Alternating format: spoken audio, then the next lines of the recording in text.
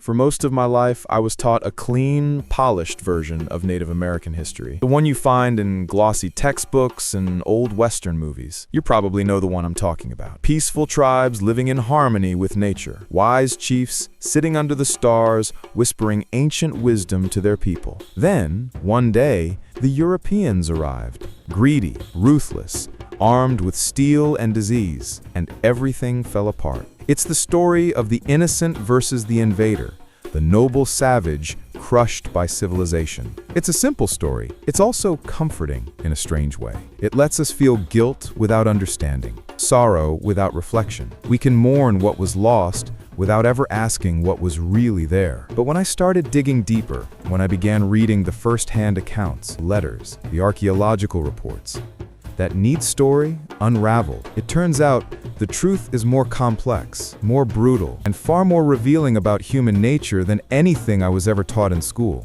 Because before Europeans ever set foot on this continent, before Columbus ever sailed, or Jamestown was ever founded, North America was already a place of war, alliance, betrayal, slavery, and empire. It wasn't a single culture living in peace. It was hundreds, maybe thousands of nations locked in cycles of conflict that make our history look almost tame.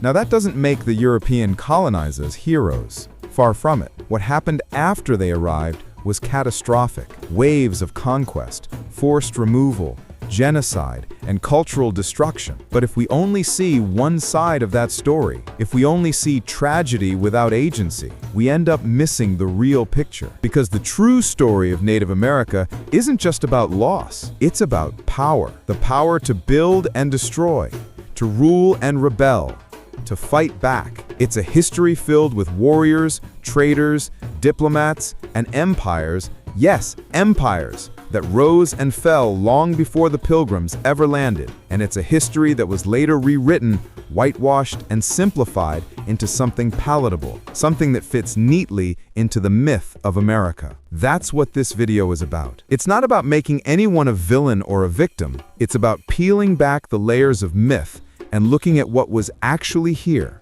The complexity, the violence, the genius, and the tragedy of it all. Because understanding the real Native American story doesn't just change how we see the past, it changes how we see the present. I research uncomfortable truths, the kind of history that gets edited out of textbooks and turned into folklore. And in this episode, we're going to uncover the hidden history of Native Americans they don't want you to know. We'll start by stepping back, way back, to see what North America looked like before the first European ship appeared on the horizon. We'll look at how tribes built complex societies, traded across continents, and sometimes wiped each other out. Then we'll see what happened when two completely different worlds collided. Not the noble versus the savage, but two systems of survival, both violent, both proud, both convinced that the land was theirs. And if you really want to understand how fierce, how sophisticated, and how terrifying Native American warfare could be,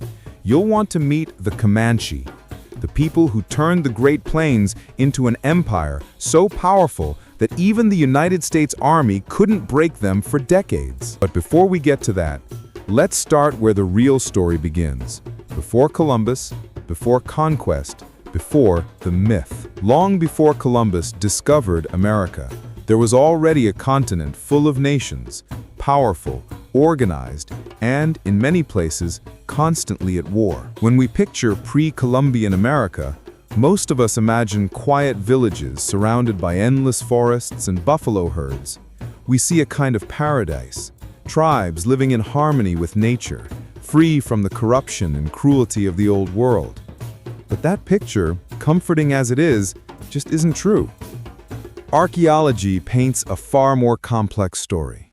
Across North America, from the Arctic tundra to the Gulf Coast, there were sprawling cities, trade networks, alliances, and rivalries. Some tribes were nomadic hunters, others were urban builders who raised massive mounds and fortresses that rivaled anything in Europe. And all of them were shaped by one reality: survival. At Cahokia, near modern-day St. Louis, more than 20,000 people once lived inside a city of earthworks and plazas that stretched for miles. This wasn't a handful of huts. This was a metropolis. It had neighborhoods, markets, religious centers, and a central mound taller than the Great Pyramid of Giza's base. From the Mississippi River to the Great Lakes, Cahokia controlled trade in copper, shells, obsidian, and food. But within 2 centuries, it vanished. Its people scattered, its mounds abandoned. Theories range from over-farming to political collapse. But one thing is clear: civilization here didn't need Europe to exist. Further south, the Mississippian cultures built their own networks of power. In the southwest, the ancestral Pueblanos, often called the Anasazi, carved multi-story stone cities into cliffs and desert valleys. These weren't primitive shelters. They had irrigation systems, astronomical observatories, and road networks that stretched hundreds of miles. And when droughts hit or rival tribes raided, entire cities were abandoned overnight. To the north, the Iroquois Confederacy, one of the most sophisticated political systems in the world, was already functioning centuries before the United States even existed. 5 nations, later 6, joined under a constitution called the Great Law of Peace. Each tribe sent representatives to a council where they debated, voted, and checked each other's power. Some historians even argued that parts of the U.S. Constitution were inspired by it. So no, this wasn't a continent of innocent wanderers. It was a continent of nations. But with nations comes competition. With competition comes war. Warfare in pre-Columbian America was a constant. Sometimes small-scale, sometimes catastrophic. Villages raided villages. Tribes destroyed tribes. Entire cultures disappeared, not because of Europeans, but because of each other. And it wasn't war the way Europeans understood it. It wasn't about territory or conquest in the traditional sense. It was personal. It was spiritual. For many tribes, war was how men proved courage, earned respect, and connected with the spirit world. Capturing an enemy, torturing them, or taking their scalp wasn't just violence, it was ritual. It showed bravery. It honored ancestors. It was, in a way, religion. Excavations at sites like Crow Creek in South Dakota showed just how common and devastating this violence could be. There, nearly 500 bodies, men, women, and children, were found in a single mass grave from the early 1300s. Almost every skull showed evidence of scalping. Entire villages burned, entire peoples wiped out, centuries before the first European flag was planted. But even in the midst of that brutality, there was beauty, art, music, storytelling, and a deep poetic connection to the land. Native cultures developed an incredible understanding of ecology. They farmed intelligently, rotated crops, and managed game herds with precision modern farmers would admire. Yet for all their wisdom, peace was never the default. When resources ran low or insults went unanswered, war followed. And because there were no written laws, no centralized armies, and no borders in the European sense, revenge could last generations. A single raid could ignite a blood feud that outlived the warriors who started it. By the time Columbus sighted land in 1492, North America was already a tapestry of shifting alliances and grudges. It wasn't a tranquil wilderness waiting to be discovered. It was a world already in motion, with its own cycles of rise and collapse. So when the Europeans finally arrived, they didn't enter paradise. They entered a battlefield. And that battlefield would soon explode into something no one had ever seen before. A war not just of weapons, but of worldviews. Because to the Europeans, warfare was governed by rules, uniforms, ranks, declarations, codes. But to the tribes, war was something else entirely. It was sacred, personal, unending. And when those two realities collided, the result wasn't just conquest, it was chaos.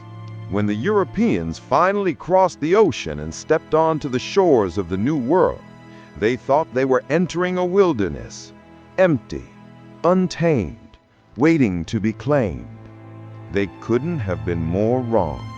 They had in fact walked straight into a centuries-old battlefield, a continent alive with politics, trade, rivalry, and blood feuds. And as soon as they arrived, they became part of that battlefield, whether they wanted to or not. The first European settlers brought with them a code, an old world way of fighting. Wars to them were supposed to have rules. Armies wore uniforms. Governments declared war.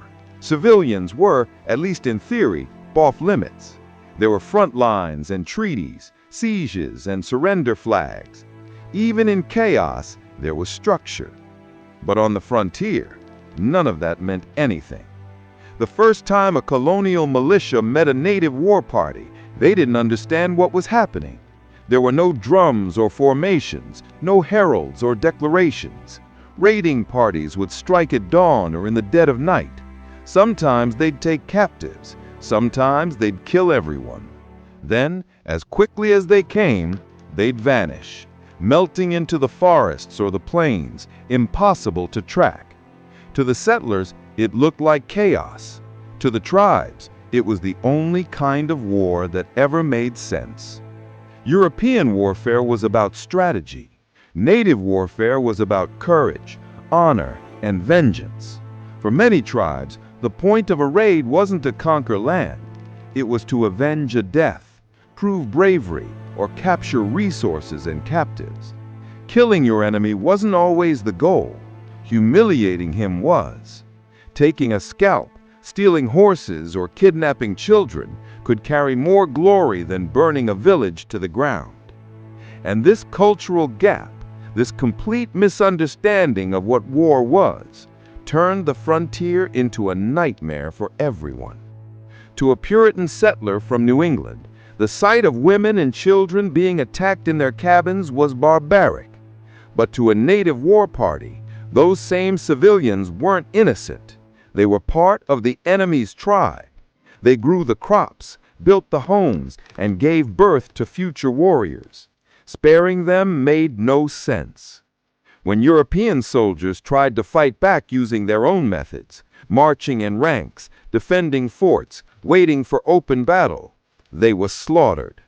Native fighters didn't stand still. They didn't charge in neat lines. They appeared from the trees, fired, disappeared, and hid again miles away. The land itself was their weapon. Settlers quickly learned that if they didn't adapt, they wouldn't survive. So they began to change. They formed small, fast units, scouts, rangers, frontiersmen, who fought more like the people they feared. They learned to move silently, to track, to strike without warning. And somewhere in that transformation, something dark happened. The Europeans began to mirror the brutality they had once condemned. Scalping, long seen as a native practice, was soon adopted by colonial militias. Governments even paid for scalps, turning killing into profit. The line between civilized and savage vanished. Revenge became endless. Massacre for massacre, atrocity for atrocity, each side convinced it was the victim.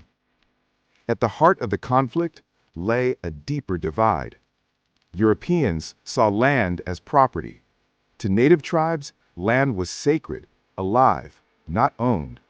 When settlers cut forests and drew borders, natives saw it as a spiritual crime. To settlers, native beliefs looked primitive. Neither understood the other. Treaties failed because each side saw them differently. Temporary to the natives, permanent to the Europeans. Misunderstanding turned to war again and again. Out of this chaos rose a people who defined the frontier, the Comanche. By the late 1700s, the most feared force in North America wasn't European. It was the Comanche nation. Their empire, Comancheria, ruled the southern plains through speed and mastery of the horse. They fought, raided, and traded across Texas and Mexico with unmatched skill. War was their identity, honor their law. Captives became slaves or kin. Among them, Cynthia Ann Parker, mother of Quanah Parker, the last great Comanche chief.